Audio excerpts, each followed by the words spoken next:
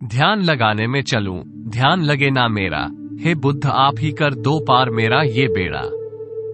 जी हाँ दोस्तों, जब भी हम ध्यान लगाने की कोशिश करते हैं तो हमारा ध्यान लग ही नहीं पाता है, या फिर हमारे मन में ये शंका रहती है कि हमें पता ही नहीं होता कि ध्यान क्या होता है और कैसे लगाया जाता है। इसी दुविधा का हाल भगवान बुद्ध ने बड़े ही सरल शब्दों में किया हुआ है। भगवान बुद्ध ज्ञान की प्रतिमा माने जाते हैं और उन्होंने जितने सरल तरीके से ध्यान की विधियां बताई है और किसी ने नहीं बताई। ये कहानी पूरी सुनने के बाद आपको ध्यान के बारे में कोई भी शंका नहीं रहेगी, तो चलिए कहानी को शुरू करते हैं। एक बार बुद्ध के पास उनका एक शिष्य आया और उनसे बोला, बुद्ध मुझे आपके सानिध्य में 3 साल हो गए हैं। मैं आपके बताए अनुसार ध्यान लगाता हूँ, फिर भी मुझे 3 साल में ध्यान से कुछ भी नहीं प्राप्त हुआ। वहीं मेरे मित्र कहते हैं कि उन्हें कुछ ना कुछ ध्यान करके प्राप्त हुआ है, पर फिर मुझे क्यों नहीं हुआ? मुझे माफ करें बुद्ध। पर अब मेरे मन में यह विचार आने लगे हैं कि ध्यान से कुछ मिलता भी है या फिर यह मिथ्या है, क्योंकि मुझे तो आज तक कुछ भी नहीं मिला, और जो लोग कहते हैं कि मुझे ध्यान करने से यह प्राप्त हुआ, वो प्राप्त हुआ। मुझे लगता है कि वो सब झूठ बोलते हैं। आपने ही कहा था कि अपनी बुद्धि से खोजो, और अब इतने वर्षों तक ध्यान करने के बाद मुझे ऐसा लगता है कि ध्यान से कुछ नहीं मिलता। आप ही मेरा मार्गदर्शन करें। बुद्ध मुस्कुराए और बोले, इसका जवाब मैं कल सुबह ज्ञान सभा में दूंगा। तू वहां आना। अगले दिन बुद्ध सभी को इकट्ठा करके उपदेश देने लगे। उन्होंने कहा, आज मैं तुम्हें एक कहानी सुनाऊंगा। उसे तुम बस एक कहानी की तरह सुना और समझना ये पूरी तरह से एक काल्पनिक कहानी है। एक गुरु ज्ञान के लिए बहुत प्रसिद्ध थे। कहा जाता है उन्होंने एक सोने का पहाड़ जिसका शीश हीरे का बना हुआ था, उसे खोज लिया था, जिससे उन्हें ज्ञान की प्राप्ति हुई। वो पहाड़ पर अकेले रहते थे। उन्होंने किसी को भी अपना शिष्य नहीं बनाया। काफी समय बाद 3 भाई उनके शिष्य बनने के लिए उनके पास गए और उनसे ज्ञान ग्रहण करने को कहा। गुरु मान गए और उन्हें अपने साथ में ही रख लिया। फिर तीनों ने उनसे सोने के पहाड़ के बारे में पूछा। गुरु ने कहा, मैं तुम तीनों को इसका जवाब बारी बारी से दूंगा और इसका रास्ता भी बताऊंगा ताकि तुम उसे पर चढ़ सको। फिर गुरु ने पहले शिष्य को बुलाया और एक रास्ते की तरफ इशारा किया और कहा कि यहाँ से तुम सीधे चले जाना और कहीं मत मुड़ना। ये रास्ता तुम्हें सीधे उसे पहाड़ तक ले जाएगा और कहीं भी अपनी यात्रा मत रोकना। वह शिष्य अपने गुरु का आशीर्वाद लेकर यात्रा के लिए निकल पड़ा। रास्ते में उसे काफी कठिनाई हुई। उसके पांव में कांटे चौबे, कुछ कीड़े मकोड़े ने भी उसे काटा, कुछ जंगली जानवरों से भी उसका सामना हुआ, और वो जैसे तैसे जंगल पार कर रहा था। तभी रास्ते में उसे भूख लगी। उसने जंगल में कुछ खाने का इंतजाम किया। खाना खाकर फिर से वो आगे बढ़ गया। उसके बाद वो एक मरुस्थल में पहुंच गया।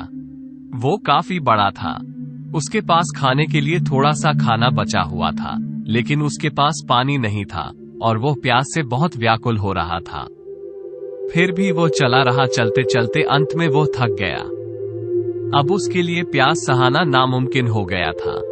उसके मन में अब ये सवाल आने वालों की कहानी, गुरु ने उसे कोई गलत मार्ग तो नहीं बता दिया?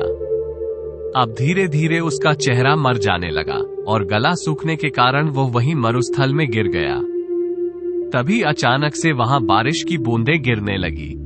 वो उठा और तुरंत अपना बर्तन भरने लगा और अपनी प्यास बुझाई और फिर से आगे बढ़ गया। अब वो एक नदी के किनारे पहुंच गया था। नदी पार करने के लिए उसने एक नौक बनाई और उसे पार करने लगा। तभी वहां एक बवंडर आ गया और उसकी नाव उसमें डूबती चली गई। वो आदमी भी पानी में डूबने लगा और डूबते हुए सोचने लगा कि गुरुजी ने ये कैसा मार्ग बताया है। यहाँ तो बार बार मैं मौत के करीब जा रहा हूँ। अब तो पक्का ही मैं नहीं बेचूंगा। तभी वहां पर कुछ लोग पहुंच गए और उसे शिष्य को बचा लिया। वो पास के गांव के मछुआरे थे, इसलिए उन्होंने उसे शिष्य को अपने घर ले जाकर खाना खिलाया और कुछ खाना खाने के बाद उसे आगे के रास्ते के लिए थोड़ा सा खाना दे दिया। वह शिष्य फिर से आगे बढ़ गया। जैसे जैसे वह आगे बढ़ा तो आखिर में उसने देखा कि आगे एक बहुत बड़ी खाई थी। उसे देखकर वह जोर से चिल्लाकर बोला, गुरु ने मुझे गलत रास्ता दिखाया है। हीरे के शीश वाला सोने का पहाड़ तो छोड़ो, यहाँ तो कोई रास्ता तक नहीं है। मेरे सारी मेहनत व्यर्थ हो गई। और वो वापस यात्रा कर गुरु के पास पहुंच गया और कहा, आपने मुझे गलत मार्ग क्यों बताया? वहां तो कोई पहाड़ी नहीं था, बस एक जंगल, मरुस्थल, नदियां और खाई के अलावा कुछ नहीं था। वहां पर गुरु ने कहा, तो तुमने इन सब से क्या सीखा? शिष्य ने कहा, मैं कुछ सीखने थोड़ी गया था। मैं तो उसे सोने के पहाड़ को खोजने गया था जो मुझे मिला ही नहीं। उसे रास्ते से मैं क्या सीखना? रास्ता लंबा था, बेहद कठिन था। उसे पानी की चाह में मैंने सब पर कर लिया, लेकिन इतनी मुश्किलों के बाद भी मुझे कुछ नहीं मिला। तब गुरु ने कहा, तुम रुको, मैं तुम्हारे दूसरे भाइयों को भेजता हूं। शिष्य ने कहा, उन्हें भी वहां कुछ नहीं मिलेगा। अरे वहां पर कुछ है ही नहीं, उन्हें क्या मिलेगा वहां? तब गुरु ने अपने दूसरे शिष्य को आशीर्वाद दिया और वह भी उसे मार्ग पर निकल गया। कुछ दिन के बाद वो भी वापस आ गया। तब गुरु ने पूछा, तुम्हें वो पहाड़ दिखा? शिष्य ने कहा, नहीं, मुझे कोई पहाड़ नहीं दिखा। वहां तो बस एक खाई थी। मुझे लगा शायद मैं आपके बताए रास्ते से भटक गया हूं, इसीलिए मैं आपसे रास्ता पूछने आ गया। तब गुरु ने पूछा, तुमने इन सब से क्या सीखा? शिष्य ने कहा, गुरुदेव, मैं अपनी पूरी यात्रा एक जंगल से शुरू की और उसे पार करते हुए आगे निकल गया। मैं यही देखा कि कैसे सारे जीव एक दूसरे पर निर्भर रहते हैं और एक दूसरे का खाना भी बनते हैं। उसके बाद मैं एक मरुस्थल में पहुंच गया। वहां पूरे रास्ते में मैं पानी के लिए व्याकुल रहा। एक समय के लिए मुझे ऐसा लगा जैसे मैं मृत्यु के करीब आ गया हूं। तब मैं समझा कि जीवन का माल क्या होता है, एक एक सांस की कीमत क्या होती है। तब मैं आकाश से अमृत को बरसाते देखा। तब उसे पानी को पीकर मुझे वापस जीवन मिला। वो अपनी बेहद मीठा था। तब मुझे एहसास हुआ कि अपनी ही असली अमृत होता है। उसके बाद मैं एक नदी के पास पहुंचा। वो बेहद सुंदर थी।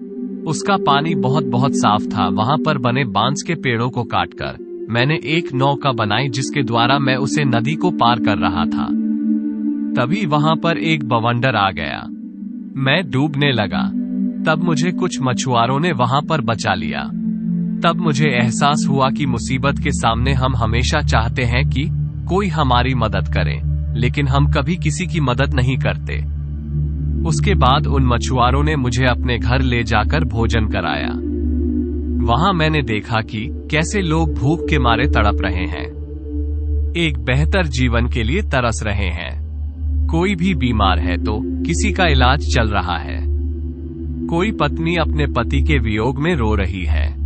मुझे जड़ी बूटियां का थोड़ा ज्ञान था, जिसके कारण मैं वहां एक बीमार बच्चों का इलाज किया और उसे ठीक कर दिया। तब मुझे महसूस हुआ कि दूसरों की मदद करने पर कितना सुकून मिलता है। उन मछुआरों के पास खुद के लिए खाना नहीं था, फिर भी उन्होंने मुझे भोजन कराया और रास्ते के लिए भोजन भी दिया, जिसे लेकर मैं आगे की यात्रा पर निकल गया। उसके बाद आगे मैं एक खाई के पास पहुंच गया। वो मुझे एकदम शांत लगी। वहां किसी की आवाज सुनाई नहीं दे रही थी, बस मैं अपनी सांसों को सुन रहा था। उसी समय मुझे लगा कि मैं आपके बताए रास्ते से भटक गया हूं, क्योंकि वहां कोई भी सोने की चट्टान नहीं थी। तब मैं वापस आपके पास आया तो दोबारा से सही मार्ग पूछने के लिए शिष्य ने कहा, हे गुरुदेव, क्या मैं गलत मार्ग पर चला गया था? गुरु ने कहा, नहीं, तुम बिल्कुल सही मार्ग पर गए थे और जल्दी ही तुम्हें वो पहाड़ भी मिल जाएगा। तब गुरु ने अपने तीसरे शिष्य से पूछा, क्या पहाड़ खोजना चाहते हो? तब शिष्य ने कहा, गुरुदेव, मुझे उसे रास्ते पर पहाड़ मिलेगा या नहीं, ये तो मैं नहीं जानता, लेकिन मेरे शिष्य भाइयों ने जो वहां के बारे में बताया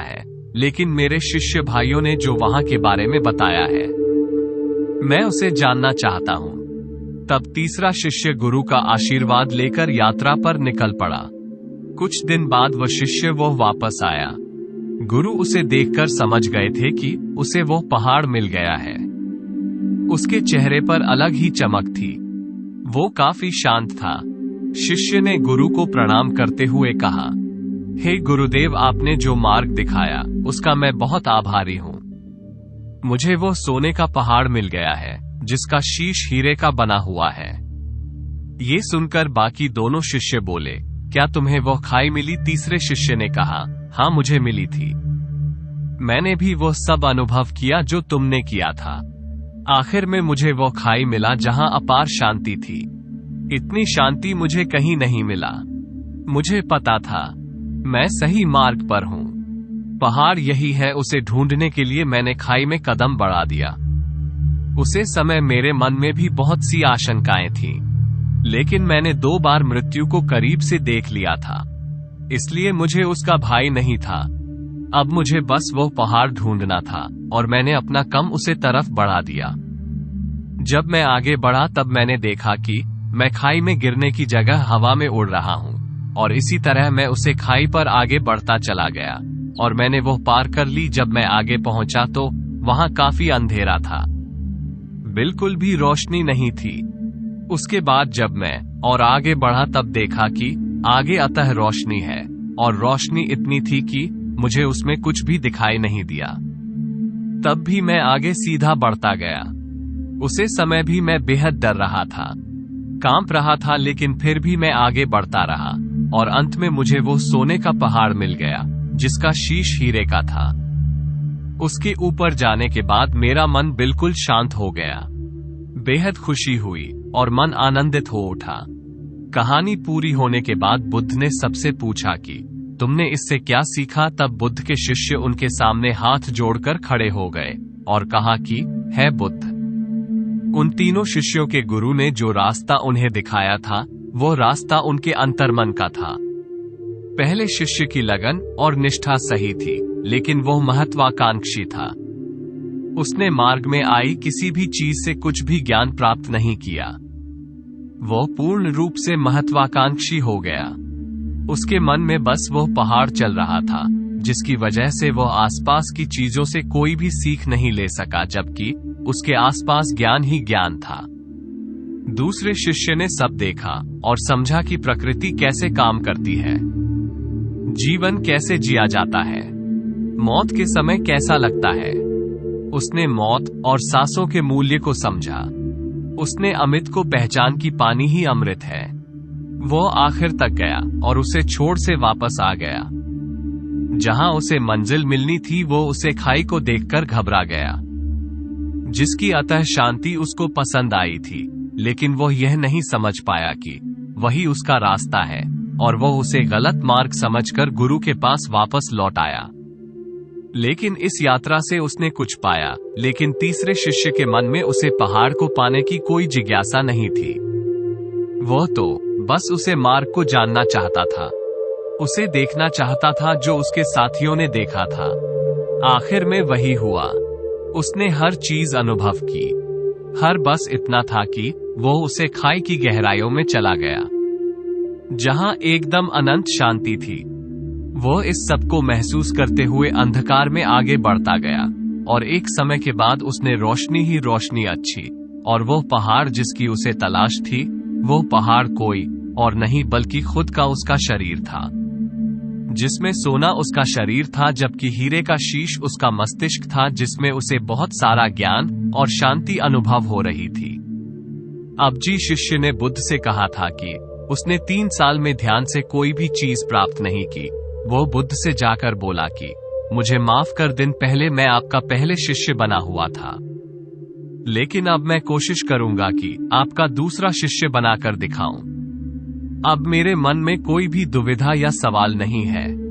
दोस्तों, हम सबका ध्यान मंजिल की तरफ होता है, लेकिन असली आनंद तो रास्ते का होता है, मार्ग का होता है, और जो व्यक्ति मार्ग का आनंद लेते हुए मंजिल का सफर तय करता है, वो मंजिल तक पहुंचते पहुंचते ही अतः शांति को प्राप्त कर लेता है।